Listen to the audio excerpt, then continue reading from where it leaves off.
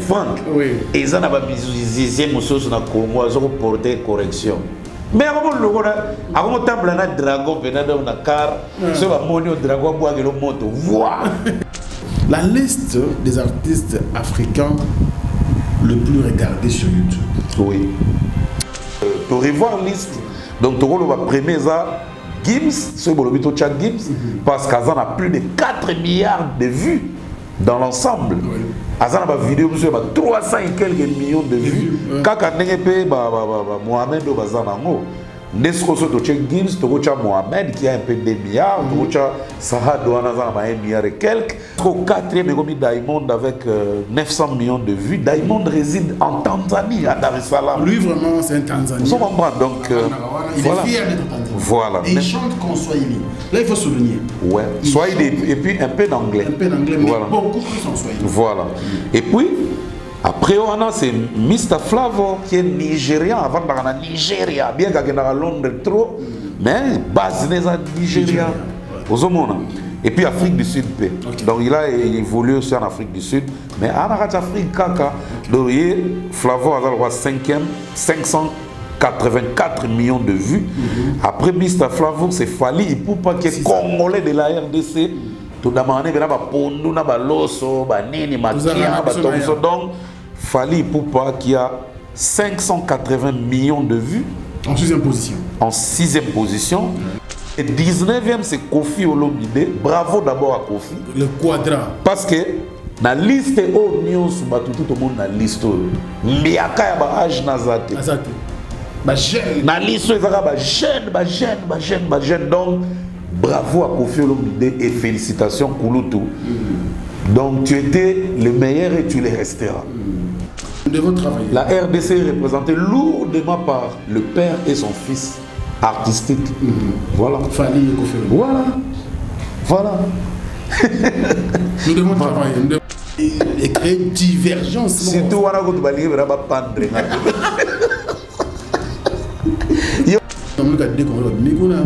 Kofi Olomide. Et puis tu tiens ma Congolais Moussoto, yo canal sur le disque d'or. Banane bana disque d'or aujourd'hui na Congo. Bongo David Monso, tant on a dit biso disque d'or a fallu droit chemin. Yo ni molo baké, ce n'est pas bien monté. John Abino, je connais Fali, je connais David qui est son producteur. Mais c'est pas certifié ici. Papa Wembazongo avec l'album Émotion. Tes émotions. Parce que quand tourné mon Peter Gabriel côté. Tes émotions, ils ont disque d'or. Émotions, ils ont disque d'or. Il faut. Il y a même dans la calanaï, il y a des émotions. Le coup de maintenant, ma vérification, tout ça, émotions, ils ont disque d'or. Et là, disque d'or, on a pas disque on a vérifié. Toute sa carrière. Déjà, maman a vu ça Betty, il n'avait que 19 ans à l'époque. Voilà. Betty a vu ça Olympia, on a tacto lango. Et puis, ça va tourner. À ça, il y a un documentaire dans la chaîne. Déjà artiste à Beta, plusieurs jours à Olympia de Paris, une salle très mythique. Mais il faut reconnaître la valeur de disque d'or. Il faut reconnaître la valeur, il faut vendre. Ah, ma valeur est là, au table en Rolls. Il faut qu'on paye un disque d'or. Yo,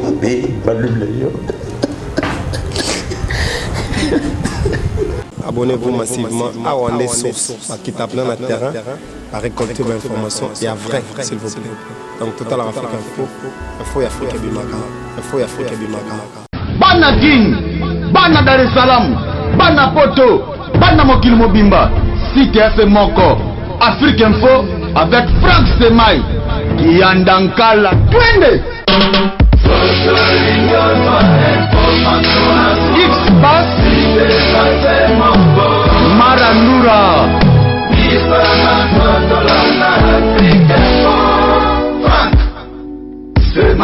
Salut fidèles internautes et bon week-end partout où vous nous suivez à travers le monde en mode confinement. Merci de votre confiance et fidélité sans cesse renouvelée bien sûr à notre modeste personne. Aujourd'hui, c'est votre émission Analyse. Analyse, une émission qui vous fait du bien, une émission qui vous détend, une émission qui vous informe, une émission qui vous forme, si vous voulez bien, à travers le monde. Voilà. Notre analyste incontestable, incontesté, est déjà bien sûr sur ce plateau pour nous informer, pour analyser bien sûr quelques sujets que nous avons sur notre table. Il est là, il va analyser avec nous, vous également à la maison. Prenez bien soin de vous et surtout restez branchés et suivez-nous bien sûr attentivement parce que nous allons bien sûr commencer cette émission ensemble avec vous. Boutadikasu. Ouais. Bonjour et bon week-end. Ouais, bonjour Franck Stéma, sauf qu'on n'est pas encore le week-end. C'est le vendredi déjà. C'est le vendredi. Aujourd'hui c'est vendredi. C'est le vendredi, Mouta. Oh, ah bon, on a tiré la retard. Non, merci vraiment, merci. Bon week-end, bon début de week-end à tout le monde. Ah oui. En tout cas, merci quand même la considération. Et puis, j'ai senti vraiment que Batou Penza est belé encore. Baza bomoko na biso parce que les arabes boy moni dès que tu regardes une comédie aux adultes ça là qui adultère na yango venezo monana.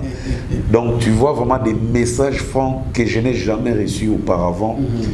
Donc ça m'a même troublé. Bah tu peux pas en vouloir en trotter ceux qui par exemple commis message monique na répondre této na répondre en retard tout na au moins 2 jours après.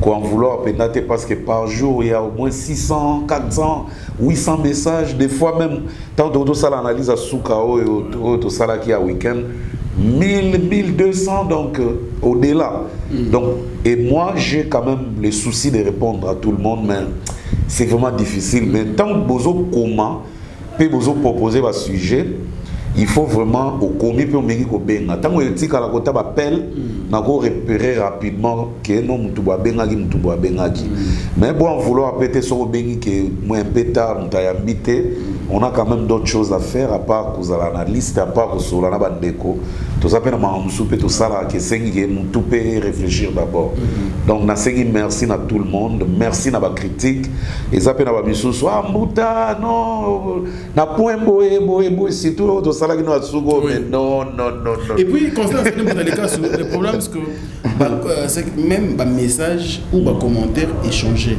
et comme une réflexion et en tout cas c'est que les habitants tout bondi pendant longtemps ne peut pas réagir parce que tout ça n'a pas oui tout va tout ça fait erreur alors moi correction ou encore débat entre nous et ça sauverait bien en tout cas kasi Franck depuis qu'ala tu ça va analyse des interviews analyse eza ba émission ba yambaka bande côté que mutalobi ba propos nae et tikali bongo ya engagé té oya biso ezo engagé mukili très bien donc biso za ba porte-parole ya ba internaute nyonso bazolanda biso parce que il y a d'autres personnes koyeba likambuté lingolo bato za zoba et lingolo ba peut-être aux baneko kipe pena secteur ya likambwana té mais grâce à analyse peut-être au commis averti et puis au commis là voilà pour ça la misusu pena donc mamtolo ba ezaneti du nouveau oui et ça ba misusu pe ayebi mais à bosana moi ba point à se rappeler ça pe la misusu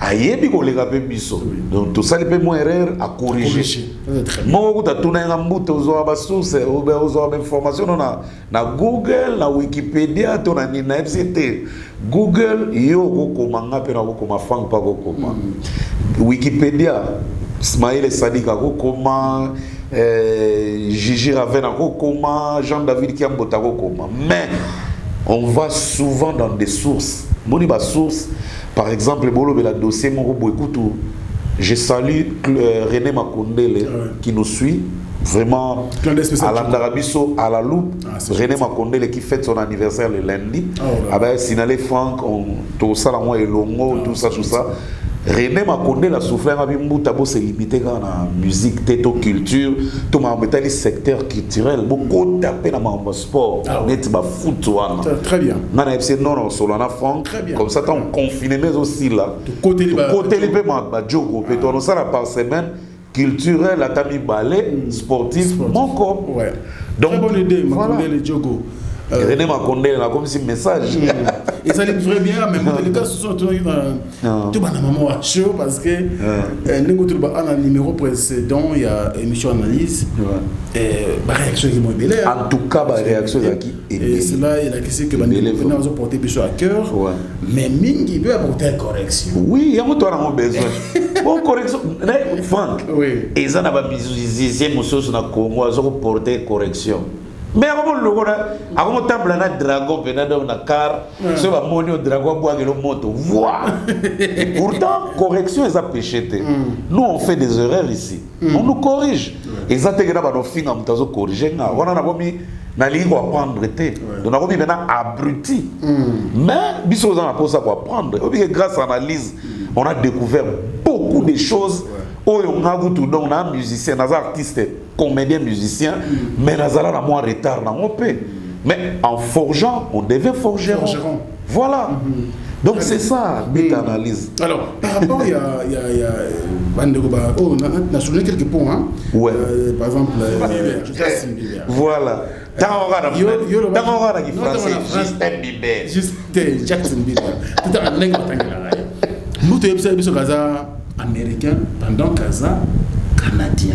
La recherche sur ça qui aux wapi. Mais na émission Franck. Hermodo le gars comme na tribunal. Mais na émission Franck. Na niveau na seka qui na bi mais non c'est que na institut de la Gombe na télé mais ligo tout na pesi no mbote côté boza na monde entier. Na moni que beaucoup réagir depuis pour comprendre que Mutalika faisait des ngimbi malonda. J'aime au boye banga na ba dans le bâtiment, on a tumbula. Nangana loba boy. Banda ngana botama ti to comme na âge au franc. Ngana bi Canada na Amérique pardon. Ils ont un continent américain parce que ils ont Amérique du Nord, l'Amérique latine, l'Amérique du Sud et puis le centre aussi. Tout le monde a surtout Argentine, Brésil, Colombie, Mboka nyonso na sud donc Amérique latine. Mais en Amérique du Nord, tout le monde a Canada, tout le monde a Alaska, tout le monde États-Unis d'Amérique. Bon, les sous-mouni n'ingana memi to na sali pour na Justin Bieber aza américain, aza canadien. Nde batu sko ba ko benga nga bata États-Unis mbuta non ba raison ba penyezani que mbuta biso na États-Unis ou américain amona ka yenda américain donc batu États-Unis d'Amérique ba mona bango ne ba américain donc bato Alaska to bato Canada donc bango bazo bango neti ba diembela ki américain c'est comme on a tout ni na carte surtout ta la globe terrestre na carte tout monde na nord ya Amérique. Il y a le Canada et puis un grand pays. Comment se fait-il besoin de nier que Amérique? Oh non, nous tapons à l'aise. Le bar Justin Bieber est canadien et non américain. Là, le couteau m'a benga bena blague à part. Faut le professeur na biso. Pour avoir noté que ça soit ma géographie. Ah, réexpliquer bien. Mais comment Canada va réellement réfléchir un peu. Ouais. Donc sur le plan culturel d'abord. Voilà. Un artiste américain un américain né en États-Unis d'Amérique. Oui. Ils sont sportifs tout le monde NBA ce Canadien ça s'appelle Canadien. Papa. Que nous avons une carte. Que Franck, tu as étudié quand même et puis Franck na ebi goza mayele makasi. Bon. Ba fier ya ba bitin mboka moko boye comme ça so ba dipté. D'autre part, nous on connaît que le Canada se figure en Amérique du Nord. Et puis ça il te et ça pena na kata continent. Et ça peut et ça il te et ça le roi ba Japon tene za ke ba ben on so ni na bosali mo e kiminga ke za et ça Liban et ça il mais attaché un peu le continent. Ils appellent un vampire, ils ont bien oui empire oui bien sûr mais ils ont là île où ils ont la ils ont détaché là continent mais Canada ils ont île Canada ils ont venant dans 4 Amériques. Oui justement. Mais c'est comment un habitant qui se trouve dans un continent américain pas bien américain cela et là on a ziko et là on a vraiment Franck dans l'hôtel là on doit tomber. Donc, en tout cas, on a échappé les caboutés. Na tourné donc na tourné ba Dédé Moupassa qui est député. Na tourné ba vient ba Alain Mavungu grand intello. Na tourné ba tout le monde ba il y a Lucien Chamos qui est tout le temps tout près qui est au pouvoir du Congo Brazzaville. Bazolo Bananga Genombuta, oui, c'est en Amérique, mais ils préfèrent. Préférer au Canadien. Parce qu'il faut dire une chose, la compétition, il y a exemple. Ouais. En français. Oui. Justin Bieber, au Kende, on se représenté comme Américain, on se représenté comme Canadien. Il faut dire une chose. Mais le Canada est aux États-Unis. Non. C'est tout un pays où on a besoin d'honneur. Mais là, on a star, star canadienne, non star américaine. Mon frère, Frank Stemai. Tu as une idée Bisuka. Tu as une idée karaté. Biso que tu le Barcelone, biso. Papa, tu es en Afrique du Sud. Et pardon, Afrique du Sud. Les gens dans le continent africain, non? Tu es au Maghreb. Maghreb. Libye, Maroc, Algérie, Tunisie, tout ça. Égypte. Et ça, dans le continent africain, non? Malgré les Maghrébiens. Mais c'est des Africains. C'est des Africains. Hein, Franck? Biso en Afrique centrale, oui, Congo, Gabon, même Madagascar est considéré comme un pays d'Afrique. Donc c'est des Africains, les Malgaches. Si comment Madagascar coûte baza détaché en Afrique, baza île, mais Africains, Malgaches Africains. Nous les Africains, nous Malgaches Africains. Si comment Canada, ils ont un continent, et un continent, pardon, un continent, et puis c'est visible et clair. Mais, on va américain. Là, en tout cas, il y a une erreur. Justin Bieber, c'est un Américain. Il y a un Canadien. Pour Justin Bieber, Canadien. Pourquoi c'est un Canadien tout court? Non, mais. Les IoT, bon, qu'est-ce qui t'a poussé? Motivation. Et motivation, parce que ça se trouve en Amérique. Il y a une distinction que Canadien ou bien Américain, les États-Unis, les Canadiens, les Américains. C'est quand même une leçon que j'ai appris aussi à travers l'analyse que les Américains, les États-Unis d'Amérique, ne balinga ba on dega bazala ba américain donc attaque to lukengo attaque to égoïsme il y a marketing mais quand même bon on a quand même rectifié pour les internautes c'est nos rois donc on débat bikondi biso basali donc to bolim bisanga kasi so dans le bagage américain bo canadien kasi pour sepela canadien kanga mais oui ko comme d'accord mais ça vous te voyez mais puta zanga la raison. Alors, Moutanika, surtout, encore, je veux prendre un deuxième point. Je dirais la liste des artistes africains le plus regardés sur YouTube. Oui. Comme nous sommes comme nous sommes créer divergence. Surtout, on a yo nga non porque no lo pandre be franki kuna nganga gate non mais yo no lo bagay non franchement vous avez raison vous avez vraiment la raison oui mais que grâce à l'internaute on a découvert qui est Mohamed Ramadan mais Mohamed Ramadan en les découvrant na kota qui bien la profondeur na yeba qui est-il exactement oui. Là, on comprend que oui, Aza égyptien, Mohamed Ramadan. Aza égyptien, oui, certes, il fait plus de 4 milliards de vues. Il a plus de 4 milliards de vues. Donc, c'est un artiste influent au Saranate dans le monde. Mais, Aza plus africain, Aza plus dans le monde arabe. Pourquoi on a dit monde arabe?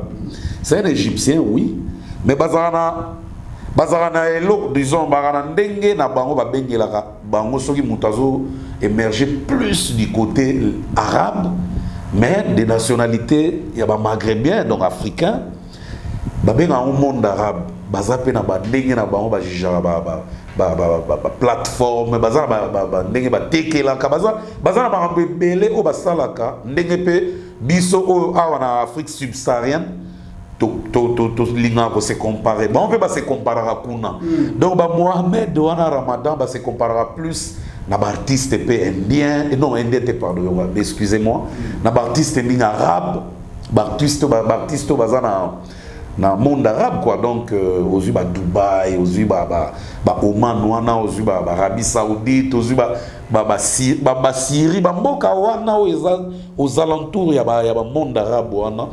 Bango challenge na bango ezaka plus côté wana donc deux tout le monde a Mohamed Ramadan et on a Mohamed Salah les donc Mohamed Salah pas égyptien il y a précisément muke so na yeba qui était en soi mais les noms là je les vois déjà na toile parce que Moutako Bossanate j'ai même sorti les vidéos ici il a des vidéos de 84 millions de vues, 137 millions de vues. Koutazan a featuring Moussagina Saad, Lamjared.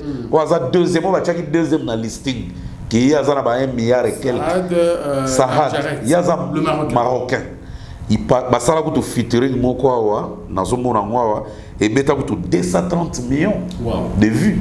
Il y a un zéro moko. Donc, Azar on est influent. Na Sarah Douana, na Mohamed Ramadan. Mais, Baza plus côté monde arabe. Même le nombre de vues dans mon bazo sale. Oui, les gars, Toloba, ok. Ba diaspora na biso batala bisoto. Et puis, na YouTube, yo yebi Frank. Sur la statistique à YouTube, il y a artistes. On va découvrir.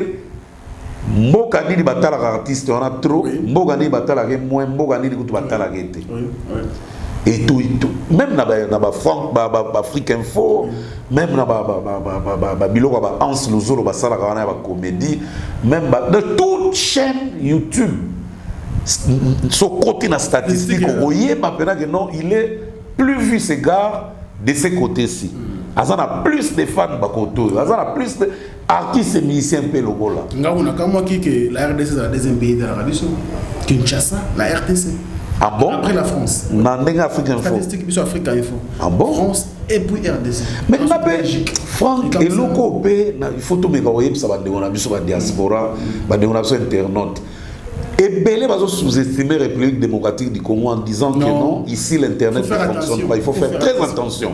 Il faut faire vraiment attention. Ah ouais. On a dévoilé RDC, ils allaient deuxième pays de l'Afrique Info, après la France. Aux hommes, les États-Unis ou derrière Massima. Voilà. Les États-Unis à quatrième, après la Belgique. Donc, France, RDC, Belgique, États-Unis, ainsi de suite. T'as la macabre. Je parle de la... Oh, c'est quoi les statistiques Afrique Info. Oui. Mais, donc, pour nous, le bateau, tu as sous-estimé les Congolais au bazar dans le pays. Même quand on ah bon? Pour Franck, il y a un côté là, au mois d'août.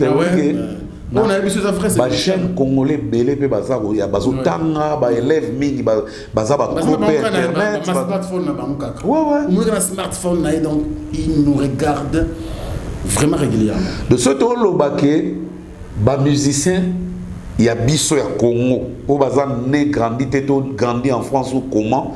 Que bazotala bango trotté donc il va peut-être bateau bazana mboka ah batala minka bataliban. Voilà pourquoi analyse doit aider même jeunes biso à Kinshasa va découvrir basta na biso évoluer péliban là. Plus on parle comme ça on va ça la recherche, on va découvrir bango et puis voilà c'était une bonne chose. Par exemple, il y a un truc Franck je voulais te dire et je remercie même mon frère Gary Oueleki aux États-Unis. Il m'a fait découvrir un petit. Franck, ça va t'étonner.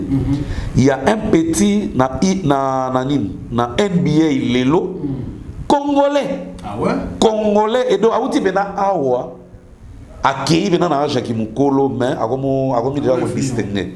Donc Emmanuel Moudiaï. Wow. Moulouba. Là ce qu'on a mis tout dans na boxe. Na basket, balou bagarre moto ba domina. Évolue à bien. Donc il faut ma savoir que ça la game moto beta ma kofi bien. Toko kima. Taille côté là-bas. Taille. Pour basket faut appeler lancer dans taille. Oui, mais kolo bisobe bazana bengambet. Non, obi ke nanu na mona basketteur célèbre na monde te ya Mukongo par exemple. En Afrique. Tout ça donc célèbre basketteur à outi Congo. Mazo régné dans le monde. Pour bango ba régner dans le monde bato NBA.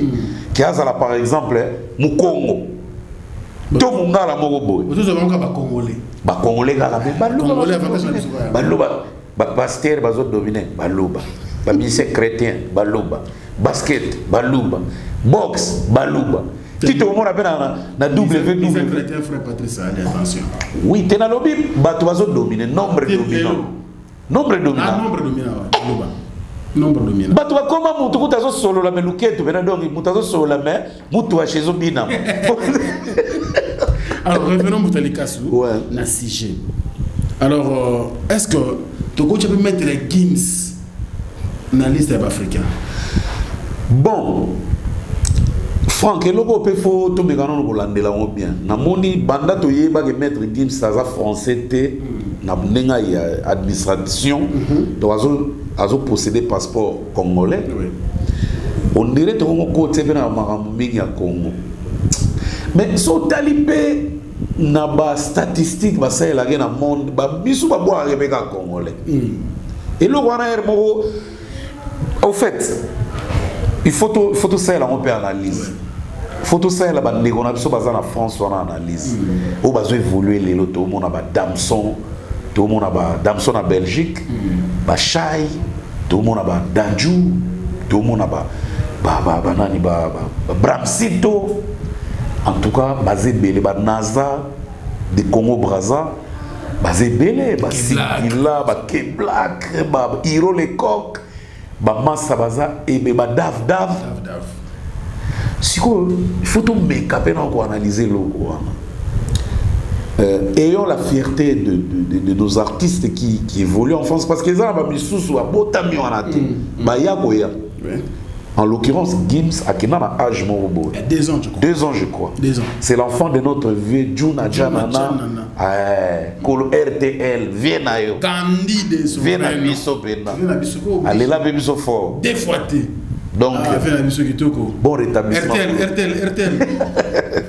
Si quoi yo, ceux qui t'ont cité bango ba congolais, ils ont fait ça Bisso Kanda. Mais bango moko baza fier. Il y a le moment Congo. Gims interview belé, il est fier de dire qu'il est congolais. Il est fier. Si vous avez le congolais, pourquoi? Na évité sur une compétition, mais ça va tout payer. Abotani kuna évolué kuna. Mais aligné bega olobe la mboka kaka. Donc na évité Gims soit tout chaité pour les uns, soit tout chaité pour les autres.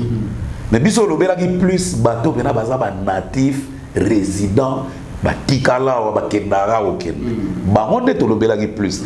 Pour Mohamed Ramadan en Égypte, il est plus dans le monde arabe, dans l'Arabie Saoudite. Mais ailleurs à Égypte tout le temps, mais il est plus là-bas. De Togo zoyene ba Gims mo Égypte. Tozu ba Sahara do nazara plus dans Maroc. Il est souvent dans le monde arabe. Koutou na Europe, koutou er mogo, mais dans le monde arabe ne mingi. Donc bango baza plus côté monde arabe.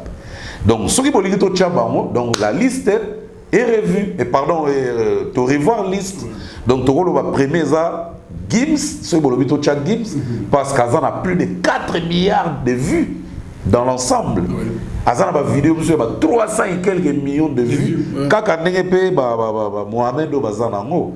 Nesco so to check Gims, to gocha Mohamed qui a un peu de milliards, to gocha Saha Douana za 1 milliard et quelques, to go kende na Diamond enfin, c'est quoi 900 millions.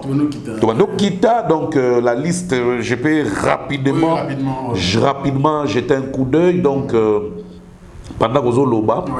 Pendant que nazo loba. Donc Wanasco 4e Megomi Diamond avec 900 millions de vues. Diamond réside en Tanzanie, à Dar es Salaam. Lui, vraiment, c'est un Tanzanien. Vous comprenez donc.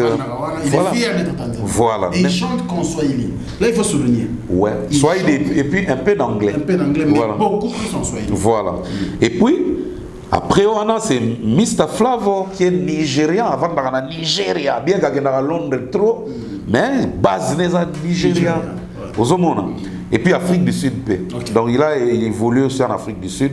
Mais en Afrique, Kaka, donc Flavo a 5e, 584 millions de vues. Après Mr. Flavo, c'est Fali Ipupa qui est congolais de la RDC. Tout d'abord, il y a Pondu, Loso, Nini, Makia, donc Fali Ipupa qui a 580 millions de vues. En 6e position. En 6e position. 7e position, on a Davido. Nigeria. Davido, on dit que c'est moi complexe. Dans la liste Afrique subsaharienne, tout ça Davido. Mais Davido a grandi aux États-Unis. Père d'Azam Dollar, il y a Kolami aux États-Unis, il a bandi carrière, il a ozon en Amboka, il a Amboka, mais il a commencé là-bas. Aux États-Unis. C'est pourquoi on compter dans Nigeria. Classement toi Nigeria, il faut ça. Et là, on se faut me rappeler qu'on étudier.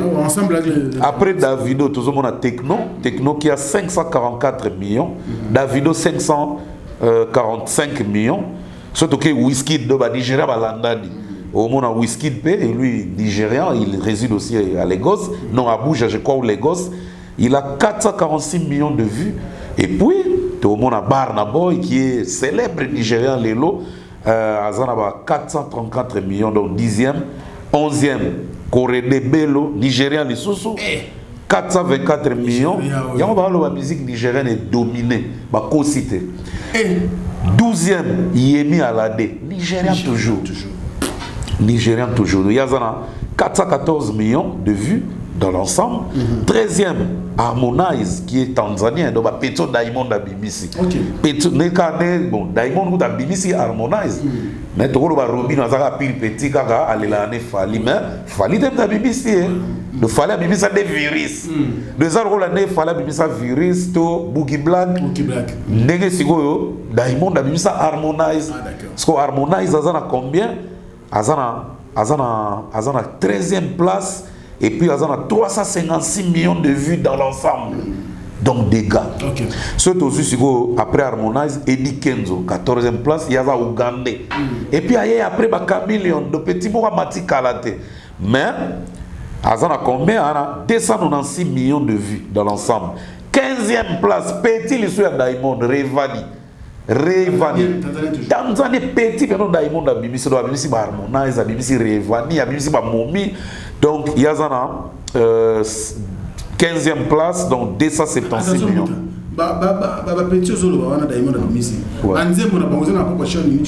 Il y a Bango. Propre YouTube dans Bango. Propre YouTube dans Bango. Dès que tout le monde a il n'ose pas. Propre chaîne a bétivé plus de 24 millions de chaînes. Oh, il y a 80 millions de chaînes, il y a chaîne à Diamond. Donc, parmi eux, il y a score 900 millions. Il y a un remix, c'est un 4. Très bien. Ce qui est un remix. En tout cas, je crois qu'il y a tombé pour moi. Après, Eddie Kenzo Revani qui est le petit de Diamond, donc un poulet de Diamond. Donc, tout le monde a Tiwa Savage. 16e place, moi, c'est Nigérian les sous. Il y a combien? 230 millions de vues dans l'ensemble. Après Tiwa Savage, et après Tiwa Savage, Sidiki Diabaté, c'est un Malien. Sidiki Diabaté. Donc Sidiki Diabaté qui a 180 millions de vues. Et puis Olamide. C'est ivoirien, hein? Non, Nigérian. C'est Nigérian toujours. Nigérian. 182 millions. Et 19e, c'est Kofi Olomide. Bravo d'abord à Kofi. Le quadra. Parce que la liste est au Nyon Soubatu, tout le monde dans la liste. Miaka ya ba âge nazate. Azate. Ba jeune. La liste est jeune. Donc, bravo à Kofi Olomide et félicitations Kouloutou. Donc, tu étais le meilleur et tu le resteras. Pour Eza pas si mon temps s'est figuré parmi les 20 de top 20 Oyo dans l'élo parce que sensibilisation artiste c'est mis bazar kilo et 20e place Mbosso qui est un Tanzanien encore. Mbosso.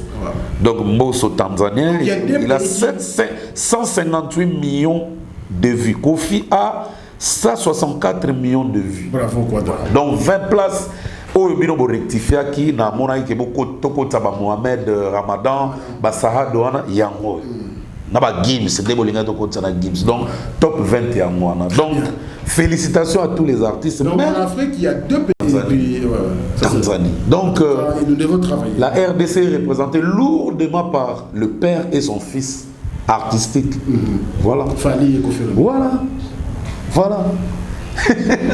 Nous devons travailler. En tout cas, nous devons travailler. Il y a moi, on dit Franck, dans la banaliste au Sala Oyo. Pourcentage à battre encourager, mais surtout ticate tout le barama en artiste.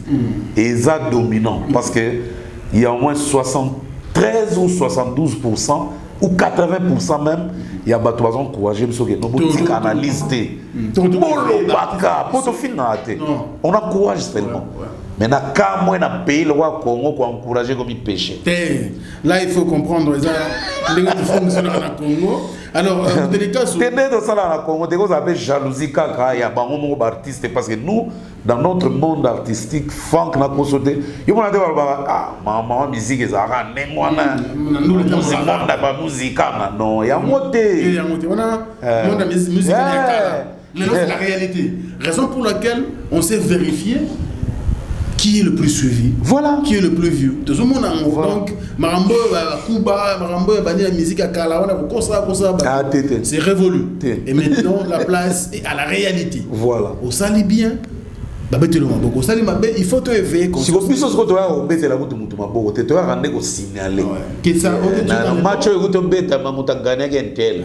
Mutu asopa ki mingentel, ma pola ki même mutu sala ki bo. Biso to ya la biso ko. Tu as neti statistique. Très bien. Alors, dans les cas, je voulais savoir. Dans la liste africaine au Tangi, nous avons un disque d'or. La question. Na bateau na Tangi siko. Na liste à 20 bon, ceux qui ont check Gims, Gims a la platine, a la diamant. Na ba Congolais, pour nous garder Congolais, mais qu'on a Kofi Olomide. Et puis tu check ba Congolais, nous surtout yo canal sur le disque d'or. Banane ba disque d'or aujourd'hui na Congo.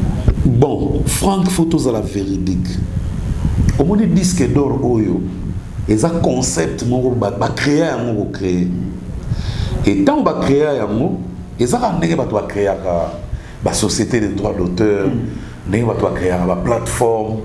Pourquoi les gens achètent dans les plateformes? Parce qu'ils croient en ça. Pourquoi tu vas croire dans un disque d'or où ils ont certifié? Pour la vérité que pour la ça les a véridiques. Ils ont marché noir, ils ont marché vraiment dans le vrai sens, dans le bon sens. Si vous avez un comme un snap, parce que Snap est en France. Ils ont un concept au Basala en France. Oyo est certifié à œuvre à Batou. Et certifié à artiste que œuvre à artiste que oyo a un disque d'or, un disque disque un disque d'argent, un disque de diamant parce que va appelle double disque de platine, va appeler triple disque de platine et puis va quatre quadruple disque de diamant. Ah d'accord. Voilà. Donc il y a disque de platine, disque d'argent, disque d'or, disque de platine, et puis double disque de platine, triple disque de platine, et puis disque de diamant. Ok. Sur tel concept oyo et vers les années et avant, mais comme maintenant mondialisé en 1958. Ok. 58 en tout cas, le concept est comme maintenant mondialisé, comme maintenant valable que oui. En tout cas, pour reconnaître valablement qu'il vous a certifié, il faut battre la conception. La conception. Parce que ça va concept. Les gens la société de droits d'auteur, n'est pas Sabam, n'est pas Sokoda. Voilà. Mais ils ont quand même reconnu. Sokoda n'a évité ça, il est reconnu mondialement, n'a évité nous vérifier.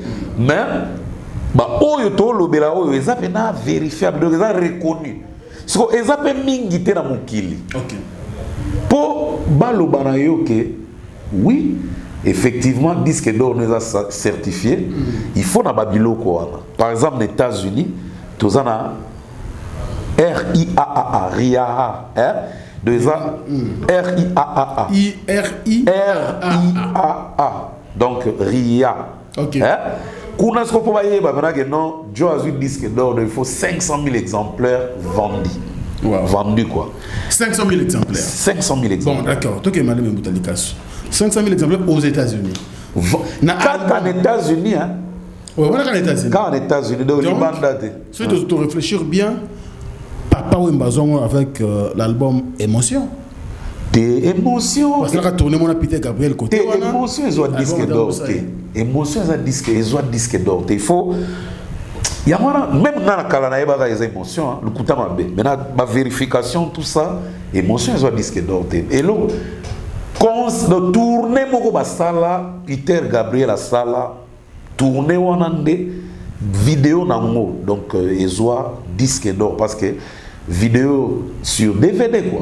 Donc ils ont disque d'or parce que à TK il y a plus de 500 000 exemplaires. Okay. Parce que Papa Wemba Azala a tourné on. Parce qu'il faisait toujours la première partie, il y a Peter Gabriel. La concert nous se tourné on. La période on a Peter Gabriel a trop attaché pendant na Papa Wemba. Okay. Et puis Peter Gabriel a rappelé quelques Africains, les sous ba Yusondo, ba tout moins belé, ba Nigérian wana o ba non la tane ba masque ba beta saxo. Azora ma ba te belé pe ba kota na concept na e. Mais Papa Wemba était vraiment comme un noyau. Na makambo wana. Yango ba wana o chai ka zo pe disque d'or wana. Mais disque d'or na ba disque na e moko azwati. On a vérifié toute sa carrière. Dans le but, au moins, la sala Snap. Pour biso ba congolais, on est plus certifié dans Snap. Pour la vente, il y a ba producteur a besoin de belé, bazar en France, donc ba foutara ba impôt, ba assurance, ba blog belé. Donc ils sont reconnus en France. À l'époque, il y avait aussi des producteurs depuis la Belgique. Na Belgique, ils ont Asbel. OK. Et dans la France, ils ont Snap. Na Belgique, ils ont Asbel. Quand on a un nombre un peu faible, il paraît.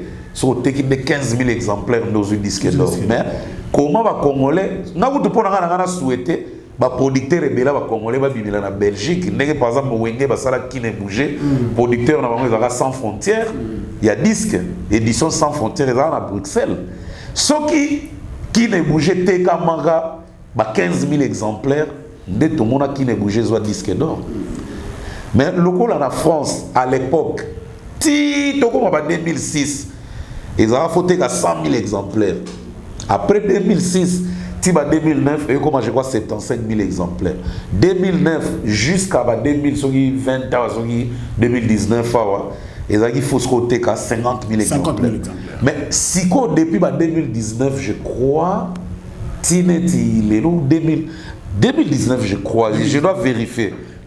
Jusqu'à nos jours, et comme si on a un disque physique, mais comme on a un streaming, on a une vidéo sur YouTube, et on a un calcul pour nombre dans l'ensemble, il y a un nombre de disques vendus, tout vendu, tout single, tout nim. Donc, il y a un moment où on peut exemple dans l'émission précédente, il y a une émission qui Fali Tokos nae dans une disque d'or na France kaka atteindre déjà 43 000 exemplaires mais dans le monde azana 228 000 exemplaires déjà. OK.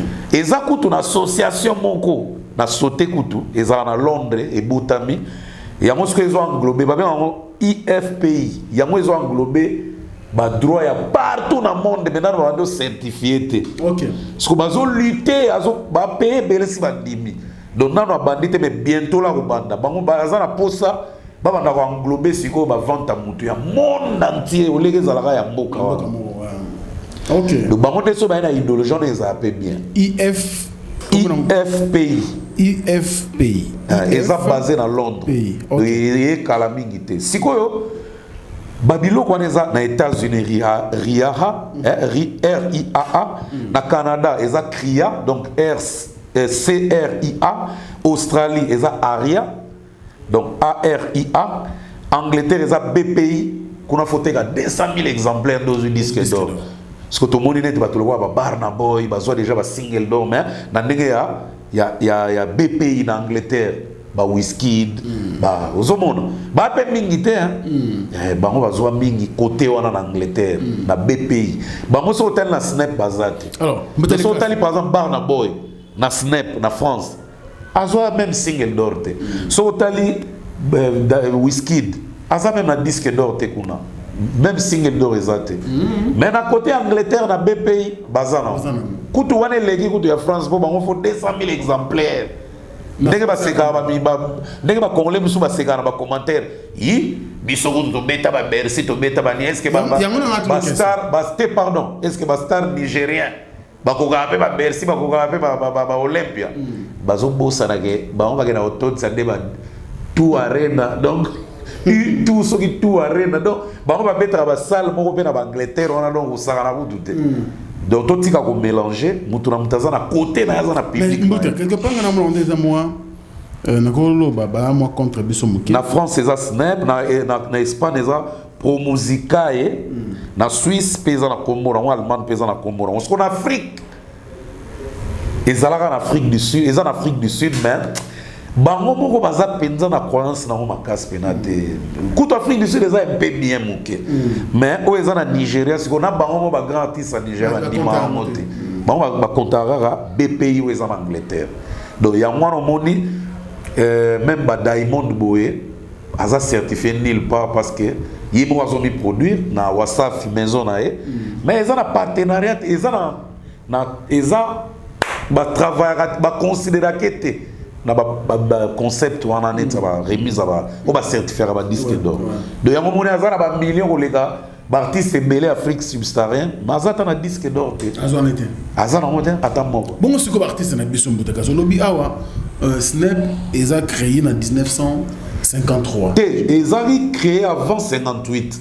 Mais, en tout cas, tant qu'il y a États-Unis, tant que RIAA États-Unis et pésimo influence dans l'artiste, na ba Snap pesu ampleur de qui donc il y a un moment au Canada Salama na ba 58 zigo 58 nego benaneti reconnu partout dans le monde mais biso artiste na biso muta c'est pas aujourd'hui on ça pas prouesse hein oui c'est pas preuve il y a minam je donne un exemple oui et puis en 1973 déjà maman la biso a Betty il n'avait que 19 ans à l'époque voilà.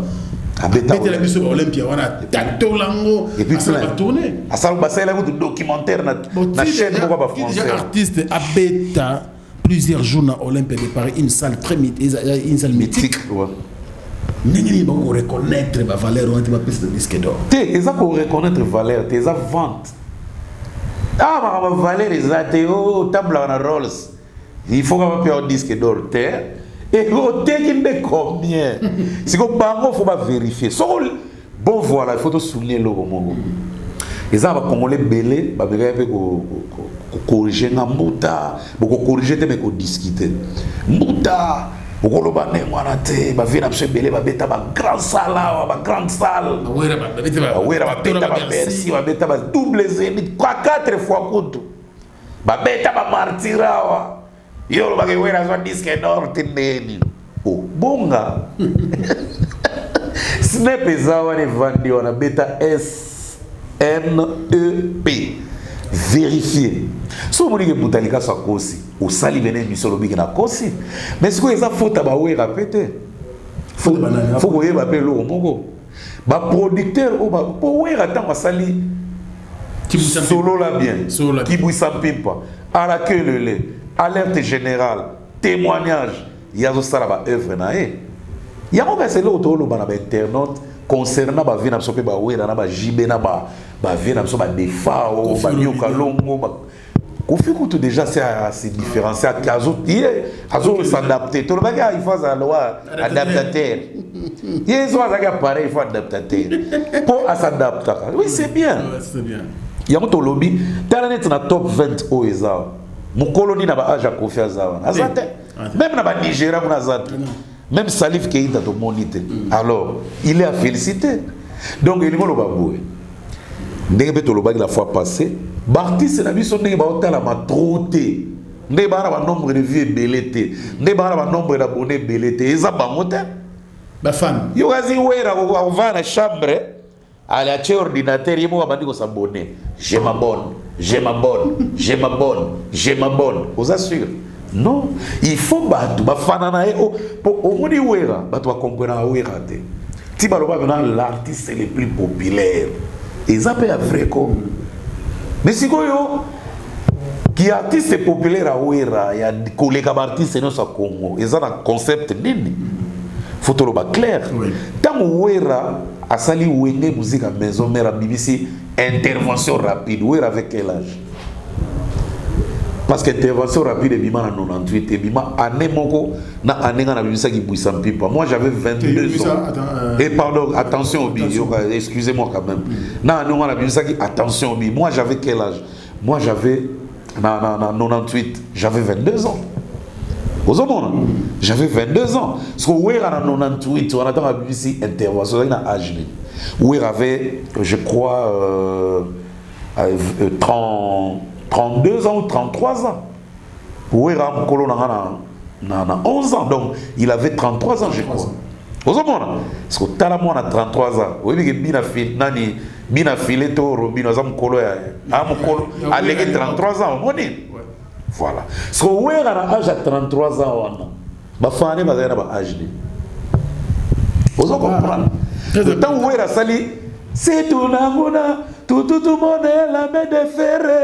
Bila a tremblement de terre. Bila a âge. Parce que Bill est né en 1980, si je ne me trompe pas, 81.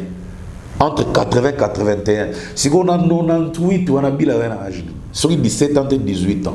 Si on a fait Bill, on a une animation Bill a âge. Les gens doivent faire les statistiques. Noé avait que 33 ans. JB avait combien? JB 32. Non. JB est né. 31. JB est né en 67. 31. Au moment. Donc en 98, tant que JB a sali Titanic, il a 31 ans. C'est que celui-là a 31 ans. Au moment de la statistique, parce que Banana a 31 ans, Lelo Oyo. Banana va faire un bon. Banaba 12 ans, 10 ans, 16 ans. Bah, Krona, Bango, Banaba, Yara, Noule, Ato Niatia au Kendete. 16 ans, 17 ans, bah, limite, bah, 22, 24, 25 p. Aux hommes, pour à peu près génération, même si on a trentaine, bah, vous avez fait mais, bah, tu as trentaine, au monde, bah, ça a crotté dans ma cambouille. Par exemple, tant où est la intervention rapide dans 98. Kofi avec quel âge? Parce que Kofi a aussi la loi, et puis dans 99, il a aussi le droit de veto. Kofi déjà bêti déjà Olympia. Non, il a bêti Olympia en 99. Donc il a préparé bêti Olympia. Mais Kofi avec quel âge? Il faut vérifier. Kofi est né en 56. En 98, Kofi a un âge de 42 ans. Vous avez le temps que Kofi a 42 ans. Je ne sais pas si je me suis trompé dans le calcul. On peut vérifier. Donc, on peut vérifier. Donc, 98 moins 56, ça fait combien? Donc, voilà. Donc, calculer, on peut savoir un résultat. Kofi Sogazagi a 42 ans. Lélo Falaise a âge. Kofi Falaise a 43, je crois. Il a 43 ans. Donc, il a âge. Moi, Kofi a habité là Olympia. Et ça âge il fallait bêti Bercy lelo. Si on ba cro ya Kofi na temps na bazali na ba âge ni. Même ba na ba 18 ans bazali ba fana na ye. Même ba na ba 20 ans bazali ba fana na ba cro na ye. Ba na ba si ba 18 ans, vingtaine, même trentaine. Aux hommes la motivation. Donc il mo lo baké tant ou ba vient na biso bazo sala ba prouesse. Faut dire que âge ya ba fana na bango ba cro na bango bazali ndeni yo kasi Marie Paul ndenge to bango na bandimi ba Hollande ta masala Armageddon bandimi batonda na bibi play wana butu moyi ba boujaka te bazala wana Marie Paul fait avec 42 ans. Voilà na tombaki bien na rappel makasi na calcul ya bon donc vous comprenez. Donc Marie Paul na ba 94 95 96 tango ba roi Pelé 1000 bi. Ce qui YouTube est là qui n'a pas de vues. Marie Paul a compté de vues. Armageddon. Pas millions de vues. Pas millions. Vous allez comprendre. Non, mais ils ont aspect une bande de vues. Marie Paul n'a pas 98 et 94. Marie Paul est né en 65, je crois, ou 64. Si je ne me trompe pas, 64. Si vous avez dit que Marie Paul n'a pas 94, on a âge de 30 ans juste. Si vous avez Marie Paul a 30 ans, 29 ans juste. Tant que le roi Pelé 1000 buts. Si vous avez dit que Mundela Zari en avance, ça sera YouTube dans oui, Marie-Paul a combien d'abonnés? Donc, vous avez dit Kofi Tama Betagi Olympia. Et puis, il y a Bercy, 2 ans, une année après. Il y a eu Kofi à l'an 2000. sur YouTube des alagi. C'est grave. Oui, Kofi a la catastrophe, a la tsunami. Mais oui, parce que ce que tu roi et puis Kofi a meilleur tube à part selfie au moment à internet. Ma meilleur chef-d'œuvre, ma tube, ma culte. Et ça plus ma tawana. Ozwa, ba digisile, ba ya loi. Ozwi, anga mama ba kolela magie. Tube. Babiko, si c'est vrai, au monde, commandant ITB, ultimatum. C'est des tubes. Ozwi, oui, Andrada. Kofi avait des tubes de culte. Parce qu'on attend, tout ce que Mundela Zagina avancement boule, YouTube les a déjà. On dit Kofi a vu un nez. On se trouve à loi, mais 400 millions de vues. On se trouve avec Kofi, maintenant 10 millions d'abonnés. Alors, parlons au Congo, donc, nombre de vues, ils ont dépend de mon âge. Oui, mais dans le bien, maintenant, il faut se figurer à se figurer, mais faiblement. Pourquoi?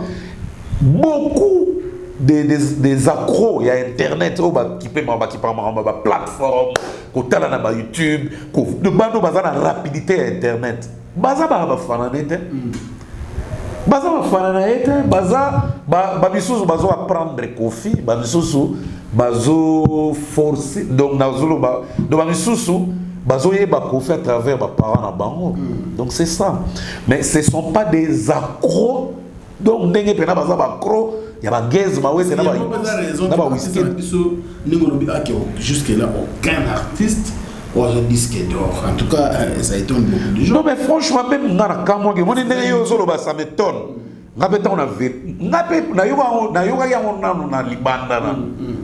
Un grand journaliste qui présente aussi des émissions dans France 24. Toujours solo là, en discutant. Tu as un grand prêtre Roga que je salue. Roga n'a tout dans les Cambouana. Des journalistes on a ébissé. N'a pas tout ni sous question. Dès tout développeur qui a. Donc j'étais les noms pour éviter quand même que pourquoi tu as cité mon nom. Voilà. Donc dès la première à partir là-bas. Donc il n'y a aucun disque d'or. Koutou journaliste à la Bengana Moutasala na Snap. Donc un membre de Snap qui travaille dans Snap. Aucun musée. Alors à Koutou tant à Tony Joana. Massa oncle Roga, Bona Kanati. Il est là, Braza, il travaille à la présidence aussi. A Tony Moutasnepoana. Bongo, David Monso, tant à la Biso, disque d'or et Fali, droit chemin. Yulmolo Bake, Snap est bien monté. John Abino, je connais Fali, je connais David qui est son producteur. Mais ce n'est pas certifié ici. Nesiko Aego Bana. Na oncle Bona Kanati. Non. Il faut savoir aussi un truc. Quelqu'un peut vendre aussi réellement. Mais il n'est pas dans Snap. Donc Snap est bien. Maté équipé, il y a vrai. Il y a longtemps que JPS. Non, oui, Rasson vient de vendre 100 000 exemplaires pour qu'il puisse s'en par un jour. Donc tout le monde est vrai. Pourquoi? Parce que oui, on a fanatique à l'époque. Na Paris, on a. En Europe, et puis en France, on va recevoir 100 000 exemplaires. Mais si on peut-être en place, JPS a distribué à qui? Mais ma question est FNAC. Ok. Donc peut-être dans ma maison à Tchaki, BH, Diego. C'est aussi une précision. Donc Snap a le nombre de ventes qu'il y a à reconnaître. Où ils ont reconnu dans l'État français. Pourquoi dans le Bible? Parce que les producteurs, déjà, le droit d'auteur nous a reconnu dans sa scène, le droit d'auteur artiste nous a reconnu dans sa scène, mais il y a une vente, ça c'est des nombre de ventes, disques.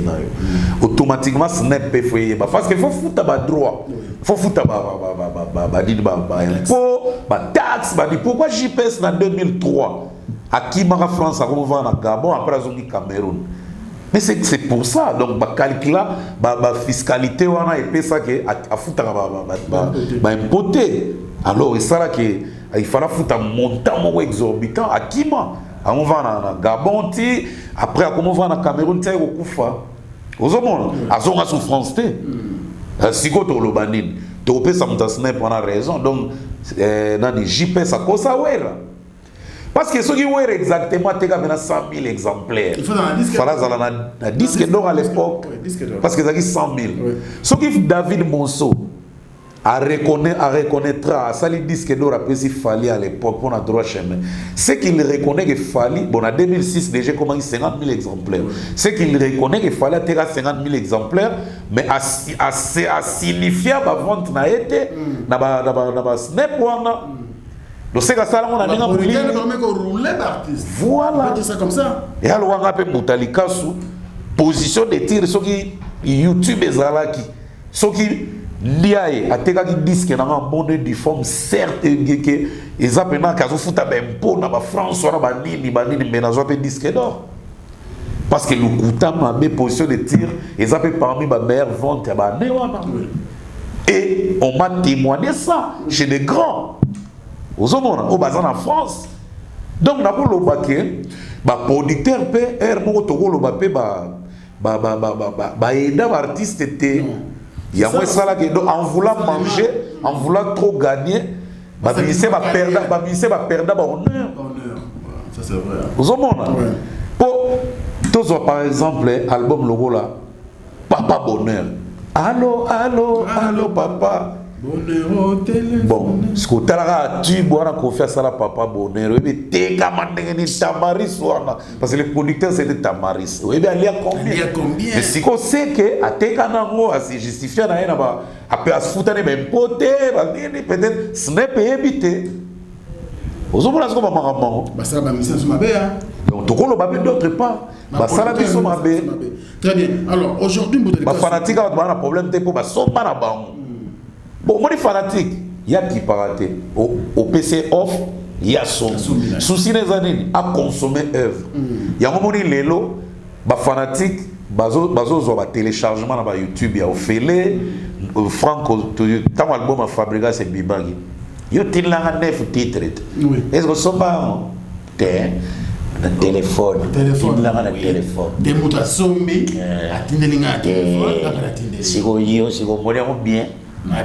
Bisou mbale de saraba be de to eda fabrication mutation baki da saraba et nangara yo to za ba fanatique fatigué de to bo so la plateforme et pourtant disque fabrication telle la plateforme ezali yo ozana carte bancaire ngada zana carte bancaire mais pour aller de somba gagate pour aller franc de yo c'est combien de titres oh leader ngara 13 déjà il ni attend Maïe les sadiques azul.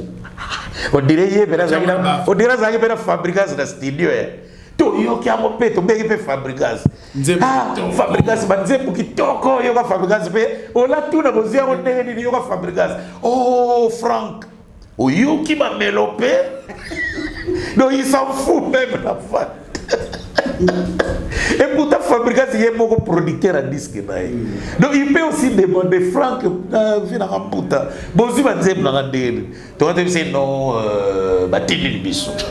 Si vous Batini Bissou, vous pouvez encourager. Voilà, il y a Franck, il y a un justifié. Non, pour y avoir une langue. De you do les choses justifiées la fabrication. Mais la Batini de langue. Ah, oui, nous t'entendons.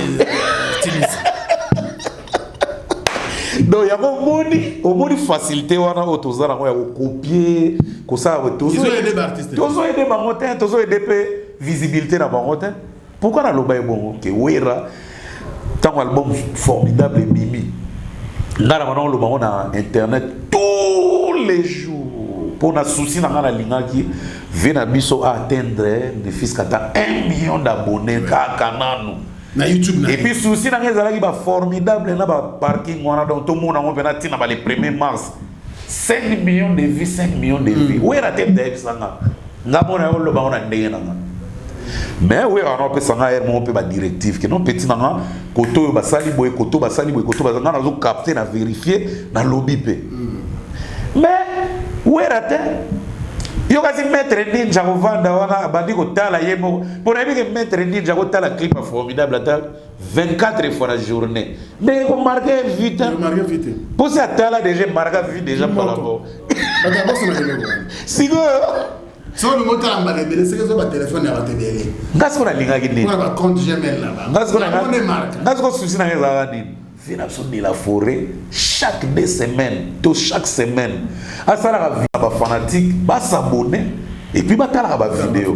Très bien, vous évoluez parce que le qu'on a, c'est très important de comprendre. Ouais. Alors, les lots, ils n'ont pas futur na Diamond. Il atteint vraiment 80 millions de vues sur YouTube. Voilà. Est-ce que nous sommes un disque single d'or? Bon, quand on a un Yopé remix, oui, on sent déjà que la chanson a été vraiment aimée partout dans le monde. Tout le monde a une vidéo challenge. Il y a forcé nature. La vidéo challenge continue à être 8 mois sur 7 mois. Il y a quelqu'un je crois Tanzanie, ouverture et événement pour le basketball. Voilà. Donc, on a émission, Nzembo a aimé à Mosagarate. Et ça, aimé Tilelo. Si il faut que yeba. Producteur, ou à Salagi Nzembo, donc on va produire Nzembo en question. Aza attaché na ba snap, tout ça pour Aza wapi. C'est ça. Aza na BPI, en Angleterre, Aza na Snap, Aza na RIA, na États-Unis, tout Aza wapi. Des côtés disque d'or, c'est des côtés single d'or, pour ça single. Des côtés single d'or, et comme de platine. Azawap. C'est ça le problème. De soit nulle part, à cause de disque d'or, à cause de mais il est aimé, il est consommé. Il y a des totos pour la mission à Bissot. Ça va exploit. Mais utiliser ma bé. Utiliser biso ma bé pour nga dans la carte. Vous avez donc. Bon, on va rouler la vie. Ah, période de petit, de conseil. Bon, gloire, oui, mais. Tu me fais tout le vérité. Net nga mutalikasu. Tant on a signé dans diaye, nazali na succès te. Faut reconnaître moi. Ba yeba nga na Congote. Na Brazza na yeba na ki oui. Pour la salle disque marchera Chris Total qui était accompagné par Roga et l'extra musique. Il marcha na payer tout, ba payer là tout car baza pour musicien qu'on les car na le liboso. C'est tout ça bandisika. Donc na teka banga na Brazza ya onde ya changaka. Siko tant onde ya eko zwanga. Nazaki na force à discuter un contrat. Franga na discuter contrat na ndia ya nazana nzala. Na ya go to makolopo na zoa transport na delvo na kiti na gitambo ya ko continuer te ville ezalate na beta rai batetela sima al de la gombe tui bom to na na ko accompagner na zanani naka j'aime mwana papa ngimile baeba artiste te. Donc, on a gagné si na bima commerce, na commande 11h. Mia! Na vanda benati ba 18h dia ayegoya. Aye vous proposer un contrat. Parce que place na vanda ki bona zelaye. Ba teka ba vitalo, ba croissant. Parce que on a vanda na tia ba bazo payer, na bazo melanga, nazo melaga soy. Parce que mental déjà débaki. Si autant on dit aye vous présenter un contrat na ba pourquoi? C'était déjà tard. Alors, et pas l'homme dans un nid. Prends les trucs là, va lire à la maison. Si tu vois que j'ai fait des fautes, tu corriges, tu reviens avec ça, on corrige les contrats. Après les jours, tu vas signer. Je te donne l'argent. Je te donne ton argent. Oui, on a ton argent. Ah, si vous franc, na carré 10 camo, yangamo. Père Nabiso a tchata li banquité pour la salle. Maman Nabiso a yebi n'était na uta na studio. Bayara nga ba yebi na bangote pour la salle on a secret. Sikoyo disque mutu ba tchena photo wana ba poster aussi ba bambi. Mutu ba tchena poster na ngamo. Na ba ndeko na ba compagnie ki ngabo. Mbongo ngo pe ya ngamo. To si do futa ki déjà ba artiste. Sikoyo ba yebi na bango pe ngate. Bon contrat on a gagné la moya nini pour ça la ndia nini ya moi sala buzoba wana nzala et puis au mona immaturité immaturité do tala atana ke otanga atana sali nini na ni devant na au kosa na zia on a gagné avant 30 minutes na au kosa que j'ai lu les contrats et ndia il n'avait pas tort parce qu'il m'avait posé une condition que na kende na tanga contrat na zonga na jour na olinga et puis na corriger et puis to bongisa après futanga ce combo a to signer contrat so ngana tali nzala na bano yo ka jour wana kaka bon ozonga la route exacte bon ozonga et puis ndia bano kabate akolo bano pe au revoir on se voit demain allez demain ou allez le lendemain donc yo mo suki si on a tali ba paramètres na bino eza ya ngamo na pe nul n'a rien à nul ba ebinate donc personne connaît Mutalikasu ana ikoseka na tangi na tu es d'accord avec les contenus oui na d'accord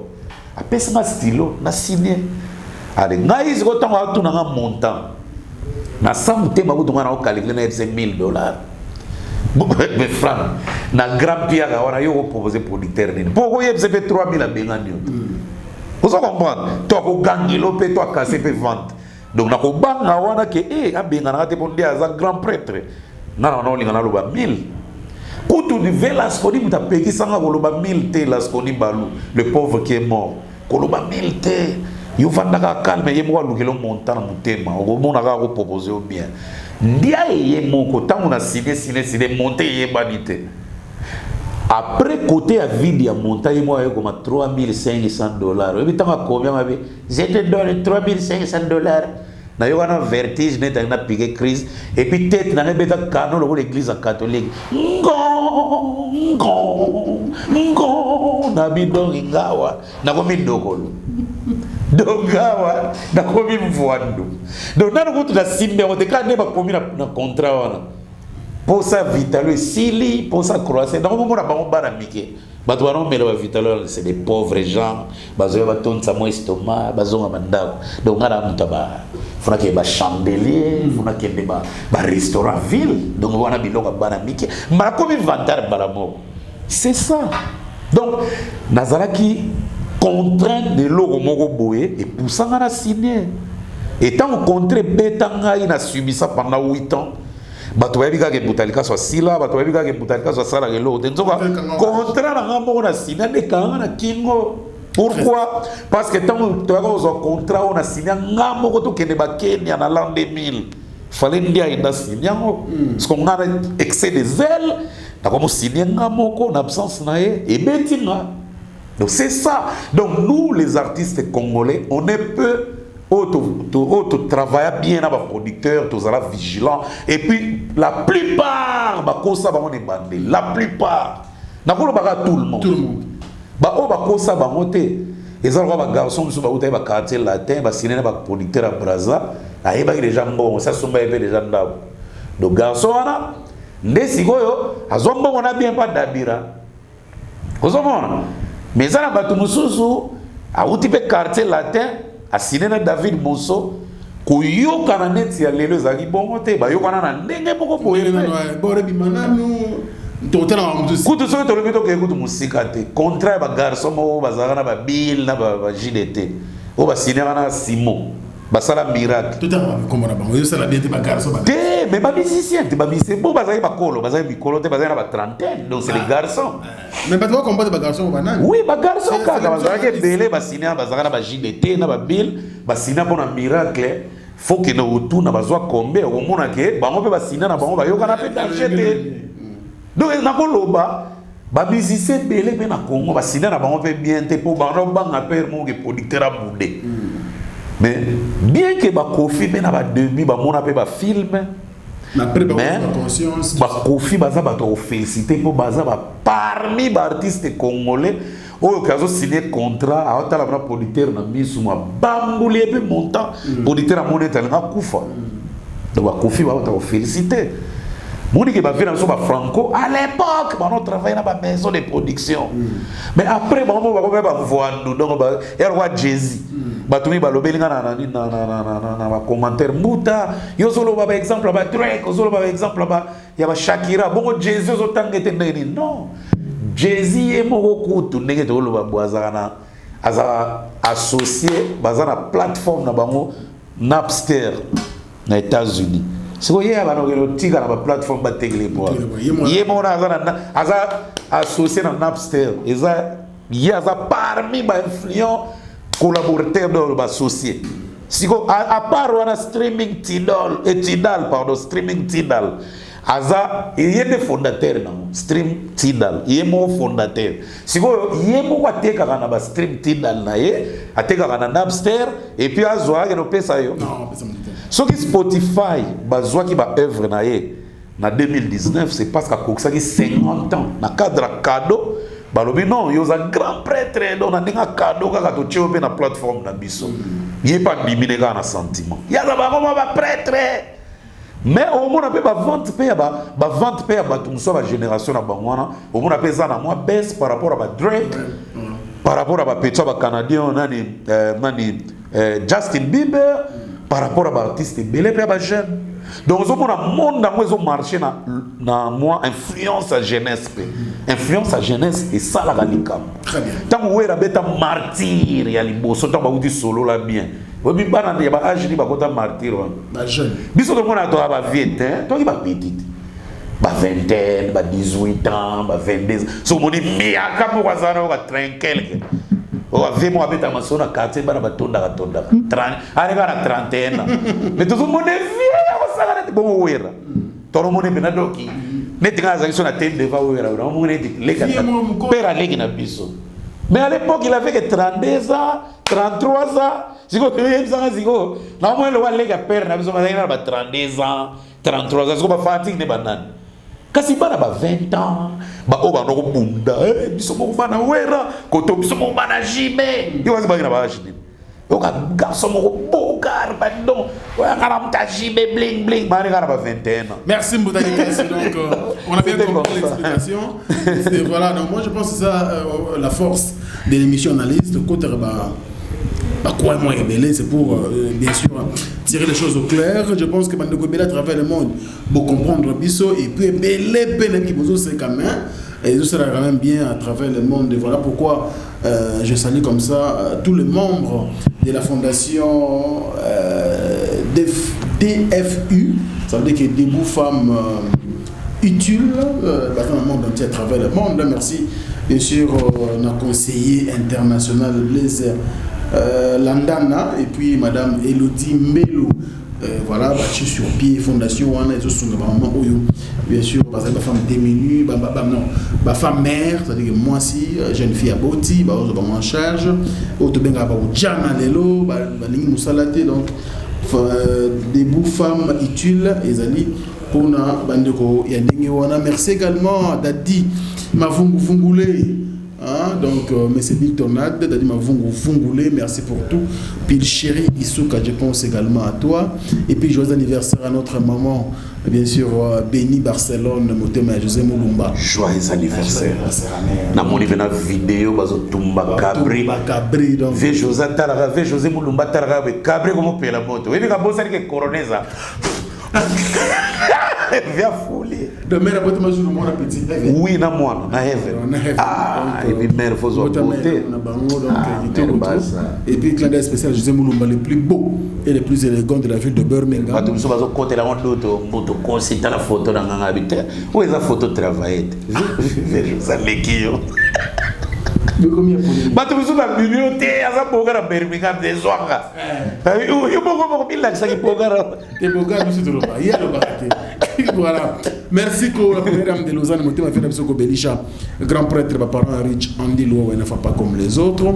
Merci également à Yaouli Mouchen, il est code mondial. Merci pour tout, mon vieux. Ah, Yaouli Mouchen, il est en enterrement, il est à Loris. Ah, Yaouli Mouchen, non. On a qui est très grave. Loris a yé banaki na communauté de Bismo Bimba, mais à ce combo il y a Mouchen. Et puis Baya Willy Moucheni, femme n'a pas sauté. Je vois déjà l'album en 1993, 1994, déjà Willy Moucheni déjà. Et puis ma meilleure chanson, oui. Et je suis Willy Moucheni na sauve qui pena yeba ite na canal la mutumo ya ngola. Ah bon? Na boka bena Willy Moucheni na nzemba na promesse à Missy. Mais na yeba na yete, na yeba na kimukola. Kimukola c'est le logo. Comme appeler mutunaye. Pareil, hein, bah Jojongo na yemeni na avantageuse. Voilà déjà. Ce que yeba ta avantageuse na yewana. Ba tu pas bimali. Mbuta, il faut le baligamo analyse. Est-ce qu'il y a des gens qui ont une taille avantageuse? Mais tu as beaucoup de séries, ça on a une taille régulière. Une taille régulière. Il est avantageux. Donc, merci à Asper au sol. Monsieur le Président, et à Gisèle Matota, merci pour tout. Alain Dinamo, l'homme s'oppose agréable, Bogart Tina Poche. Motema Madjini Samba Kondi et sans oublier donc Bandekoto Watap à travers le monde boit tellement ébélé. Je pense également à Nesha Pindi, plein de grâce, Nesha Pindi plein de grâce et sans oublier bien sûr Bandekoto donc vous avez ébélé à travers le monde. Alors Botelka tout le monde qui est dans le Chine. Ngaï n'a pas profité par là, il faut profiter, profiter, pêche Rodrigo.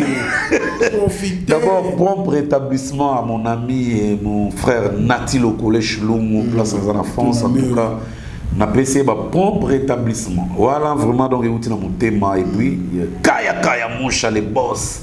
Kaya Moucha, les juifs noirs, le Mouta. C'est là qu'on finit si le monde a Afrique d'ici, il y a condition. Donc, Kaya Moucha, donc les juifs noirs, on a pu se battre trop. À Malfi Sekela, depuis Paris, il y a Alain Mavungu, José Moulumba, les Bogards de Birmingham, Clarisse Tangamouyen, Maman Tessi, on a pu se battre trop. Grévy, on a pu se battre trop. Grévy. Et puis Jean-David qui a monté mon Coca-Cola, Gigi Raven depuis les États-Unis, Maman Mokonzi. Il y a eu Angwana, il y a Lucien Chamos, Willy Mandala, il y a 3500 esprits depuis Nairobi, confinement toujours. Il y a Willy Mandala, on appelle Rick Mandala, les boss, les docteurs des ignorants, Mambota Tro, Jini Toumba Compressor, Adam Nene de Queen, Fondation Nene Fashion, de Queen of California, Dédé Moupas, à mot de passe. Député, monsieur les députés, merci, toujours en mode confinement. Et puis il y a Claude Tembe, donc depuis Kinshasa, moi à Bruxelles, mais tous les années, on a fait tout le donc et puis Tony Bwangi Gattuso, il y a beaucoup de travailleurs, il y a Tigani Baroumba. Et puis Luquet Maken, on va voiture rebelle. Luquet Maken, on va voiture rebelle. Donc, les Arabes, donc, Luquet Maken, on se retrouver en matière, il y a rouleur. Luquet Maken. Il y a des fois, on sait le choix. Et puis, joyeux anniversaire à René Makondele. Djogo. Donc voilà, nous sommes presque à la fin. Là, nous pensons à JR et Yobim Poké. Merci pour tout. Et puis, Bobo Chibosa.